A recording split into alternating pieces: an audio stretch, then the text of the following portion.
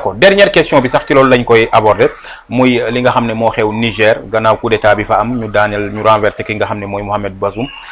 CEDEAO Sénégal ci la bokk ñu ne dañuy yóbbu ay militaires pour amal intervention militaire au fële nga xam ne mooy Niger muy loo xam ne nag problème la au moment où am na des Sénégalais yi nga xam ne ñu ngi doon résider foofu au Niger jàpp ne peut-être seen ëllëg mu ngi en danger si une fois que li nga xam ne mooy CEDEAO yónnee na intervention militaire ñu bëri jàpp ne CEDEAO daf fi nekkal tubaab yi lu leen neex rek la ñuy wër yow nan nga ko jàppee ndax gëm nga ne tey intervention militaire war na mën a am foofu. Déjà man le principal souci que j'ai mooy le mutisme du ministre des Affaires étrangères sénégalais. Mooy tu ne peux pas avoir tes compatriotes basés au Niger. Niger am un coup d'état.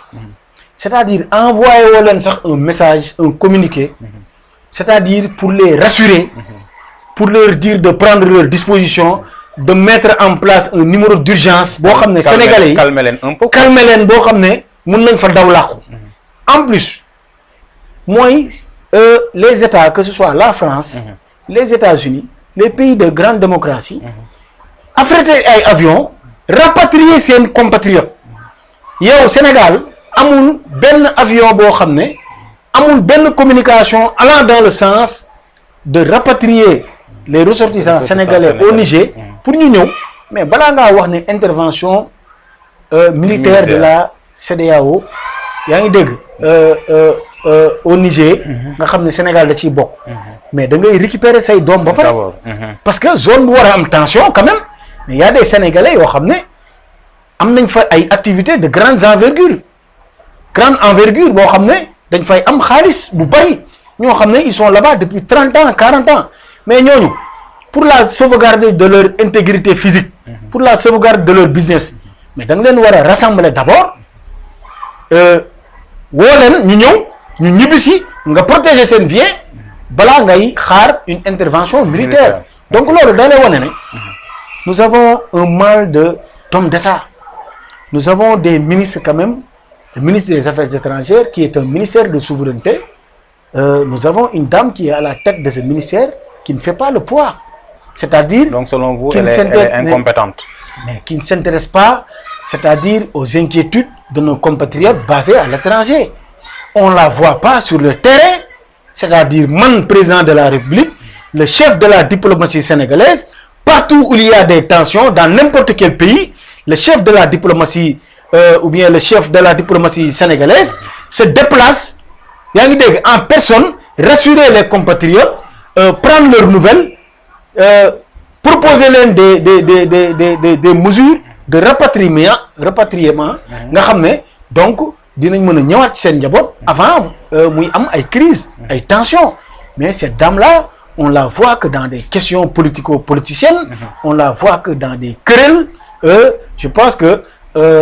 am na loo xam ne donc nit waru koo def. Ça c'est un mal parmi dans nos politiciens. Dans le gouvernement, il faut avoir de fortes têtes, des gens qui n'ont aucun complexe, des gens qui ont le sens du métier, des gens qui connaissent la diplomatie, parce que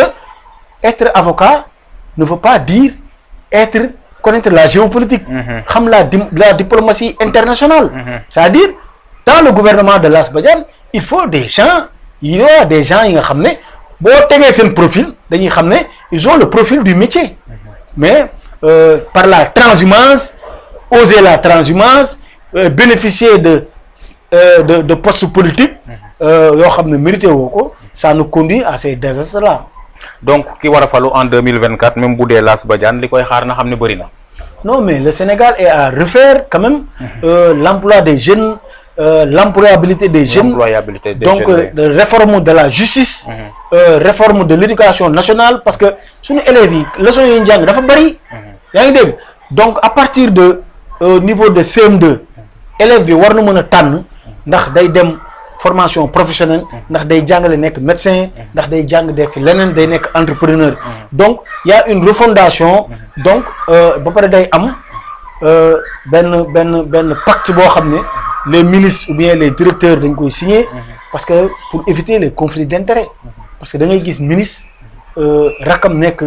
businessman mu jël ay marché di ko jox. loolu c'est un conflit d'intérêt manifeste. te loolu c'est une discrimination am na ñoo xam ne am nañ ci seen entreprise. formelle qui paie des impôts. donc di bokk ci ay appel d'offres ñu leen di pousse di ko jox ay xaritu ministre. donc il y a beaucoup de choses à changer dans le Sénégal. donc code de la famille dañ ko war a changer. donc Lass Badiane proposition yi muy def mooy góor bu biiralee jigéen bañ ko donc dañ koy def mu nekk une loi pénale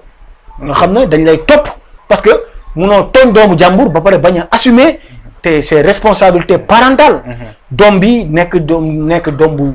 sonn parce que dañuy gis ay jigéen yoo xam ne malheureusement dañuy am ak góor doom bëggoon ko après mu am ay problème nga takk jigéen fase ko abandonner famille bi donc daw say responsabilités loolu on va donc changer le code de procédure pénale et le code pénal donc day nekk ay délits yoo xam ne ku ko def kaso lañ lay yóbbu parce que mënoo tooñ doomu jàmbur des couches vulnérables ay jigéen ay xale nga leen maltraité donc doo jël say responsabilités après di topp sa bakkan loolu il faut lutter contre ça. man je suis l'avocat des femmes. d'accord man moom lenn li ma la ciy dolli daal mooy xam naa ne luwaay yi moom boo leen koy def na ngeen prévoir ñi nga xam ne dañu ne ci benn jabar la ñuy yem du ñu am ñaareel ni ñetteel ni ñeenteel loolu moom na doon crime ci Sénégal loolu nag suma gëm-gëmu bopp la boo xam ne bëgg naa ngeen boole ko ci luwaay maa ngi lay sant bu baax di la gërëm Lass Badiane mbégte mu yaatu laa amoon ngir seq ak yow waxtaan ma bàyyi la nga tàggoo ko mbokk yi ñuy seetaan. waaw jërëjëf maa ngi sant bu baax di bég lool ci dalal gi donc di gërëm ñëpp ñoo xam ne ñu ngi ñuy seetaan. di la wax sénégalais yi muy góor muy jigéen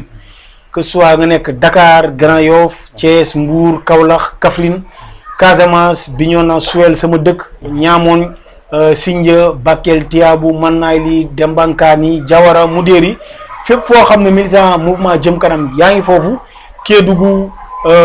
ñoom Moussa Souaré un peu partout képp koo xam ne bëgg nga bokk mouvement jëm kanam nga ñëw adhérer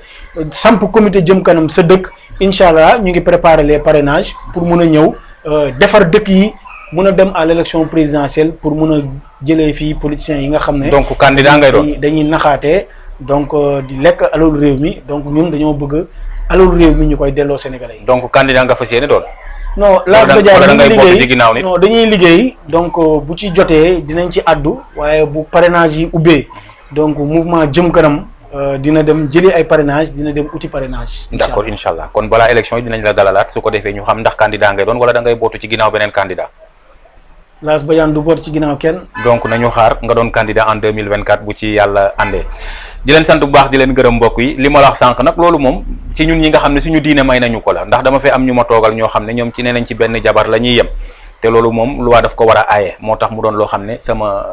doléance su bopp la boo xam ne yégg naa la ko ngir nga daal di mu bokk ci li nga xam ne kon di nga ci am taxawaay bés bu la yàlla defee njiitu réew bu Sénégal yéene la ak itam gëm-gëm bu mat sëkk te ndaw itam bu nekk noonu la war di doxee gëm naa ne Sénégal li ko mën a defar ñun la du keneen donc fu mu mën a doon itam ndaw bu nekk war ngaa mën a wone gëm-gëm